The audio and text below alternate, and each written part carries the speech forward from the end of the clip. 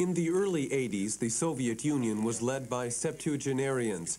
It was also during this period that they succumbed to the frailties of old age and died.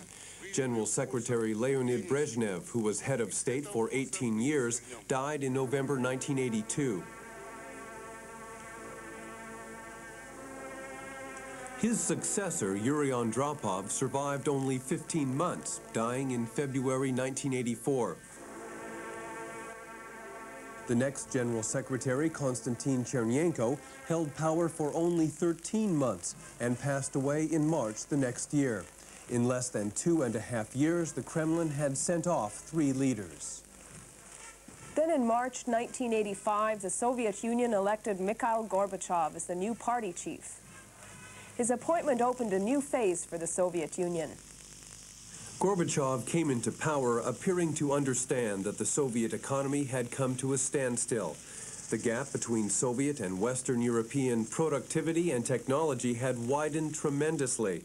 Gorbachev felt that drastic change was necessary.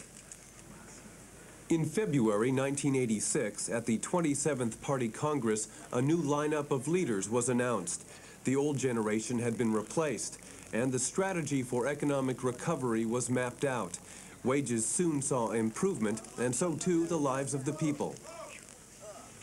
Political reform also took place. Glasnost was introduced. The media was even allowed to disclose cases of bureaucratic corruption.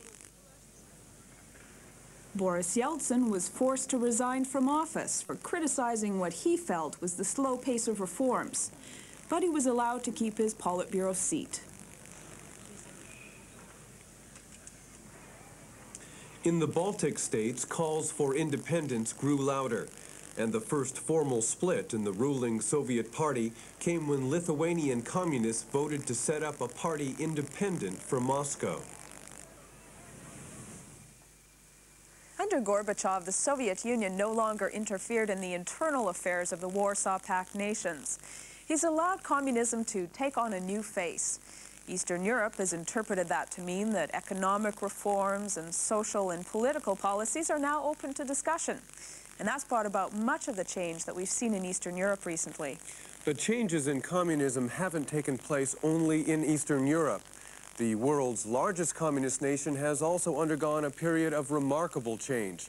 Up next, we'll take a look at China's development in the 1980s.